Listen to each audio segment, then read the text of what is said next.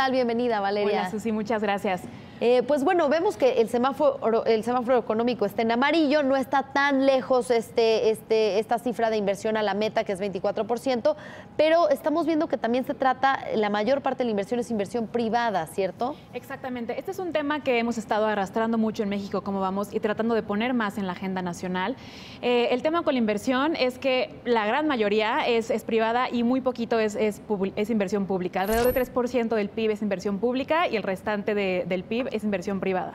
Entonces, cada trimestre con trimestre, esta misma cifra la seguimos exponiendo porque parece que la inversión pública cae y cae y cae y cae. De repente, este trimestre fue un trimestre muy interesante porque tuvo un pequeño salto, la inversión pública, pero de nuevo es nada más un trimestre y hasta que no se vean como tasas de manera sostenida que van creciendo, no podemos confiarnos de ninguna manera. Entonces, más o menos va por ahí. Y en efecto, el semáforo económico está en amarillo, pero hemos estado mucho más cerca de alcanzar la meta de 24% del PIB en términos de inversión. Entonces, no estamos cantando victoria de ninguna manera, estamos un poco preocupados. Hay muchos factores internos y externos que están generando incertidumbre que podrían frenar un poco la inversión durante los próximos trimestres.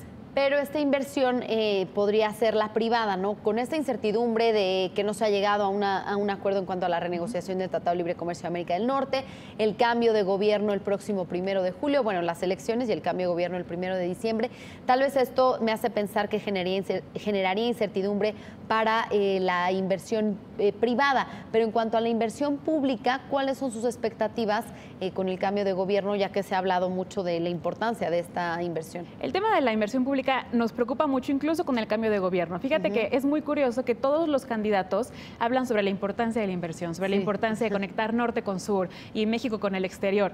E incluso hay algunas propuestas muy concretas, ¿no? Está la propuesta del candidato de Juntos Haremos Historia de pavimentar Oaxaca. Los otros dos candidatos tienen muy claro que quieren seguir con la construcción del Aeropuerto Internacional de la Ciudad de México, pero nadie habla sobre de dónde van a salir esos recursos. O sea, les encanta, hay algunas propuestas concretas, pero los cómo es algo que ha faltado mucho en estas campañas y creo que tenemos que seguir exigiendo hasta el último momento. Uno de los candidatos habla sobre liberar recursos del presupuesto a partir del combate a la corrupción, nada más con su ejemplo, pero no ha habido una discusión realmente seria sobre cómo se va a redireccionar el gasto, mientras que la verdad es que el gasto disponible que se podría en verdad redireccionar es muy limitado. O sea, la mayoría del presupuesto público está enfocado a pensiones, a participaciones, aportaciones a los estados, que son gastos que ya están comprometidos, el margen de acciones en realidad muy poco. Entonces, por más que haya promesas de generar una inversión que al final pueda alcanzar un 25% del PIB, 27% del PIB, no vemos todavía los cómo. Y es algo que sí nos preocupa mucho y creemos que se va a quedar más en promesas de campaña que en verdaderos hechos. Entonces, para este 2018 les preocupa tanto la desaceleración en la inversión pública como en la privada. Exacto. Bien, ¿y qué esperar en cuanto a exportaciones y otros temas que están incluidos en este índice que da a conocer el INEGI? Exacto. El índice lo que nos muestra con estas cifras es un poco el crecimiento de la producción separado en diversos sectores, ¿no? El tema de las exportaciones es muy interesante. Durante muchos trimestres estuvo creciendo a tasas bastante sostenidas las exportaciones. Ahorita se desaceleraron un poco, crecieron alrededor de 2%.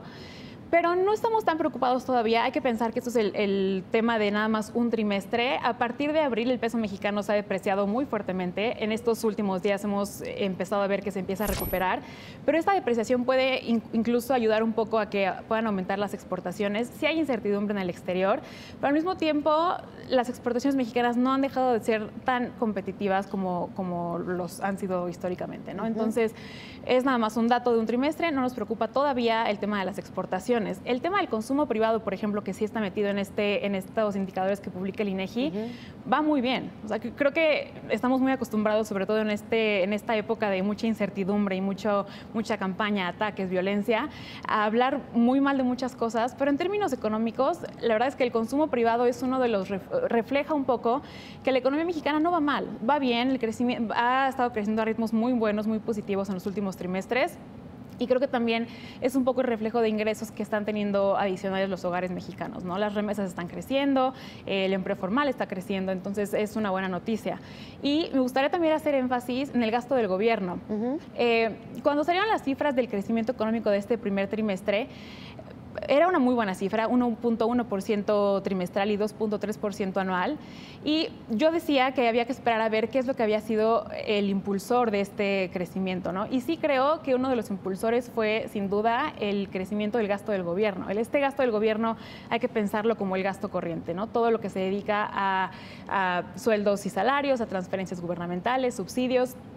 Creo que al ser un año electoral y al ser la primera parte de este año electoral, sin duda ha habido más transferencias por parte del gobierno por diversos intereses políticos, ¿no? Entonces, creo que ha sido algo que impulsó mucho durante este primer trimestre el crecimiento económico y la producción, y no creo que eso se vaya a mantener para los siguientes trimestres. Bien, pues muy importante lo que ven en los siguientes trimestres después de la elección y también pues ver si llegó a buen puerto o no la renegociación del Telecán. Ojalá. Bien, muchas gracias Valeria Mendiola, coordinadora de México. ¿Cómo vamos? Gracias, muy buenas tardes. Susi.